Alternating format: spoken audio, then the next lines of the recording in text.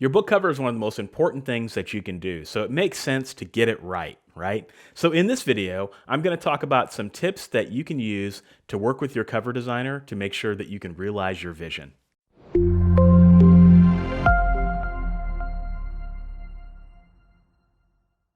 What's up, guys? Michael Aron here with Author Level Up, helping you write world-class stories better and faster. And I create these videos because I believe that each of you has Stephen King level talent and you just need help unlocking it. So if you're new here, consider subscribing and click that little bell, ding, ding, ding, to get notifications every time that I have a writing video. Now, this video is the second part of a series that I'm doing on book cover design. So if you haven't watched my first video about some basic lessons that I've learned over the years in creating better book covers, be sure to check that out by clicking the YouTube card above my head or the link in the video description.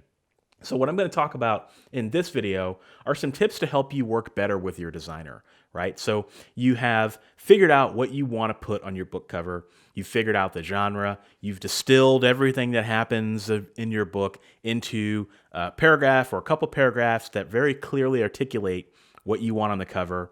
And your cover designer is ready to go, and they want to get the information from you. How do you work with them in a way that is effective and gives you a cover that you're both happy with at the end? One of the best tips I can give you in terms of making your cover designer's life easier is to create a Pinterest board and then put all of the book covers that are similar to your book and your genre on that board. And then send your designer a link to that board and say, I want a book that will look good in this crowd of books, right? So that helps your designer because, one, it gives them lots of visual information in terms of what you're looking for. Now, that's assuming that you've picked books that are in your subgenre and in your subgenre, right? But that helps your designer tremendously. And then another reason that helps is because when your designer gives your design back, what you can do is you can plug in that design to your Pinterest board and see how it looks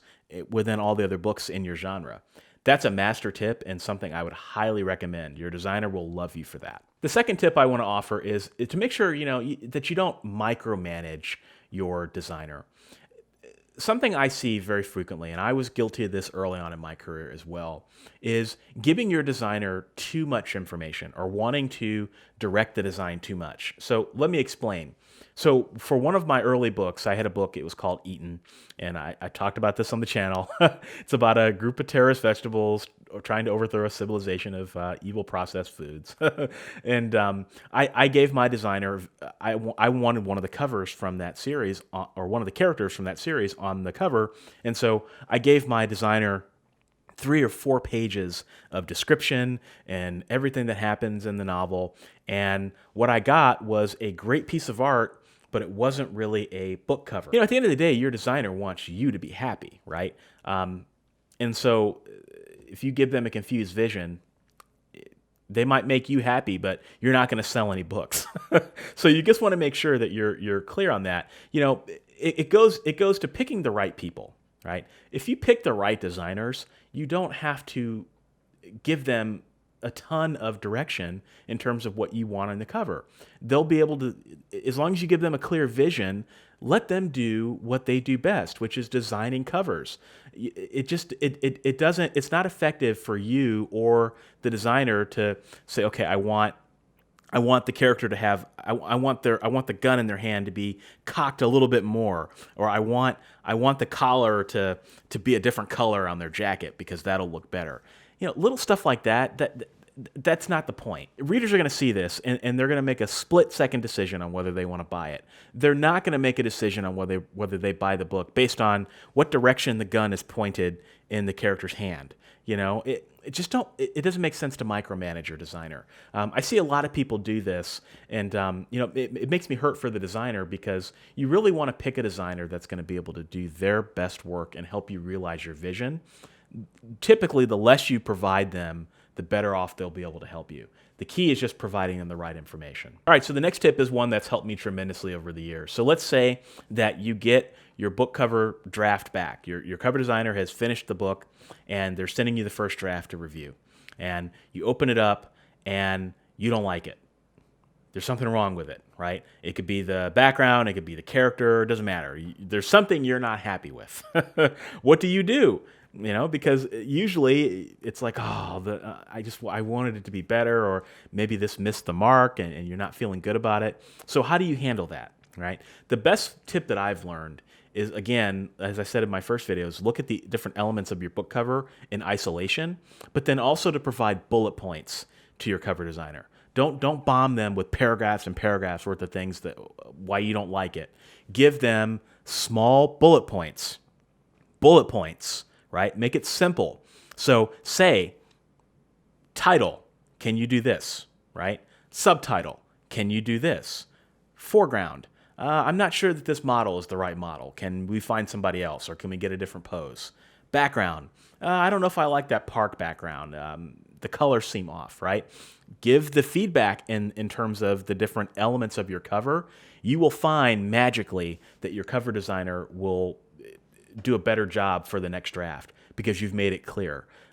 Again, clarity is your number one goal when it comes to your book cover. So if you can give them very clear bullet points on what you don't like and what you would like to see differently, that's gonna go a long way. All right, and my last tip for working with a designer, it's not really a tip for working with a designer per se, but it has to do with pre-mades. Pre-made book covers are popular. They're especially popular if you're on a budget, and I would just say, maybe skip those.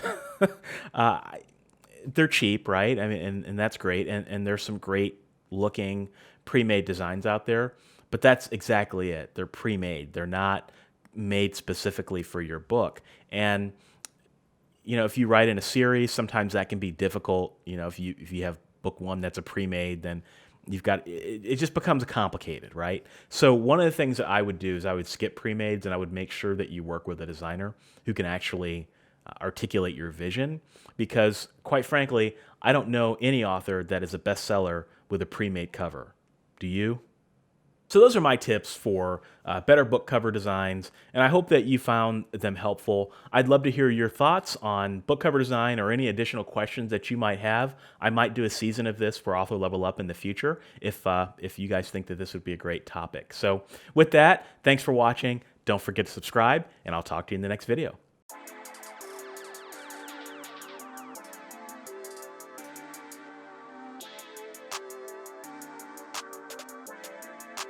Perfect.